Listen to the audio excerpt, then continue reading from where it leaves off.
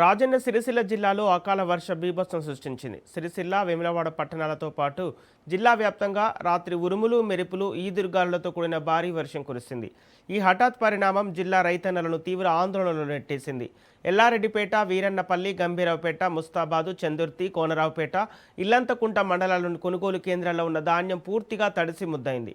ఈదురుగాలుల దాటికి ధాన్యంపై కప్పిన టార్పాలిన్ కవర్లు కొట్టుకుపోవడంతో వడ్ల రాసులు నీట మునిగాయి. బస్తాల్లోకి సైతం వర్షం నీరు చేరటంతో చేతికి అందికొచ్చిన పంట కళ్ళ ముందే పాడైపోతుందని రైతులు తీవ్ర ఆవేదన వ్యక్తం చేస్తున్నారు. తమను ప్రభుత్వమే ఆదుకోవాలని కన్నీరు మున్నీరవుతున్నారు.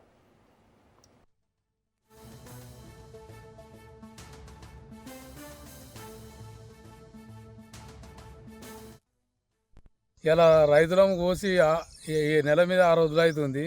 అడ్లు కొనేటోళ్ళు అత్తలేరు, అమలోళ్ళు కూడా బరబరు లేరు, దీన్ని పట్టించుకునేటోళ్ళు లేరు. ఇలా సర్పంచ్ కూడా ఏమంటున్నా అంటే ఇక్కడి రాపేలాగలో పెట్టకు, సింతాలకు అంటే 29 నాడు కోసిన అడ్లు కూడా ఇలా పెట్టిపించిండు సర్పంచ్. ఇలా మా రైతుల పరిస్థితికి ఉన్నది. మొత్తం నీళ్ళు వచ్చినాయి. ఆనాచి గాలికి దుమ్మారం మొత్తం నీళ్ళు వచ్చినాయి. రైతులం విల కొట్లాడుతున్నాం.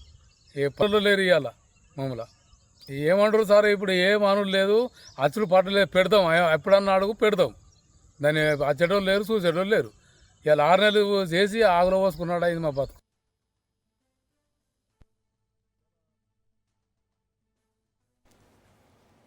రాజన్న సిరిసిల్ల జిల్లాలో అకాల వర్ష బీభత్సం సృష్టించింది. సిరిసిల్ల, వేములవాడ పట్టణాలతో పాటు జిల్లా వ్యాప్తంగా రాత్రి ఉరుములు, మెరుపులు, ఈదురుగాలులతో కూడిన భారీ వర్షం కురిసింది. ఈ హఠాత్ పరిణామం జిల్లా రైతన్నలను తీవ్ర ఆందోళనలోకి నెట్టింది.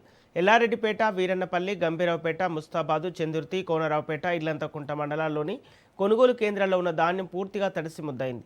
ఈదురుగాలుల దాటికి ధాన్యంపై కప్పిన టార్పల్.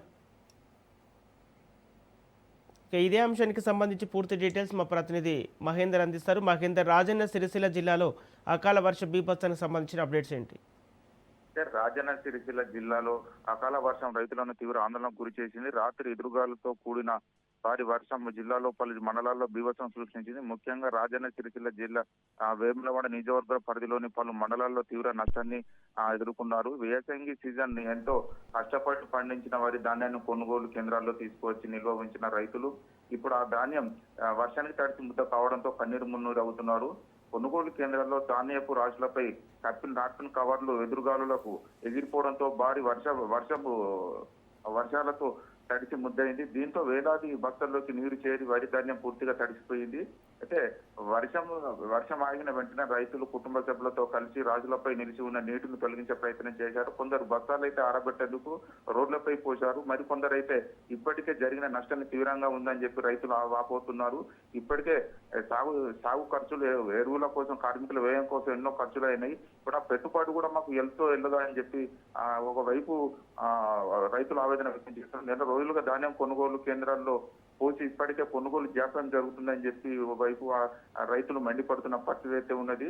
ఇది తడిసి ముద్దైంది. రేపు ప్రభుత్వం కొనుగోలు కేంద్రాల్లో ఈ ధాన్యం కొనుగోలు కేంద్రంలో కొర్రీలు పెట్టి మళ్ళీ కొనే పరిస్థితి ఎంతవరకు ఉందో లేదో అని చెప్పి ఓవైపు రైతులు అయితే వాపోతున్న పరిస్థితి అయితే ఉంది. అధికారుల నిర్లక్ష్యం కారణంగానే కొనుగోలు కేంద్రాల్లో ధాన్యం ఎక్కువ రోజులు నిల్వ ఉండిపోయిందని చెప్పి సరైన ఏర్పాట్లు లేకపోవడంతో ఈ పరిస్థితి వచ్చిందని చెప్పి రైతులు ఆరోపిస్తున్న పరిస్థితి ఉంది. కొనుగోలు కేంద్రంలో సరిపడ్డ టార్పిన్ కవర్లు లేకపోవడం, నీరు నిల్వ కాకుండా ఐకేపీ సెంటర్లో సదుపాయం లేకపోవడం, ముందస్తు వాతావరణ హెచ్చరికలపై చర్యలు తీసుకోకపోవడం వంటి అంశాలపై కూడా రైతులు అసంతృప్తి వ్యక్తం చేస్తున్నారు. ఇప్పటికే తడిచిన ధాన్యాన్ని ప్రభుత్వం నాణ్యత పేరుతో తిరస్కరిస్తుంది. తమ పరిస్థితి ఏమవుతుందని చెప్పి రైతులు ప్రశ్నిస్తున్నారు.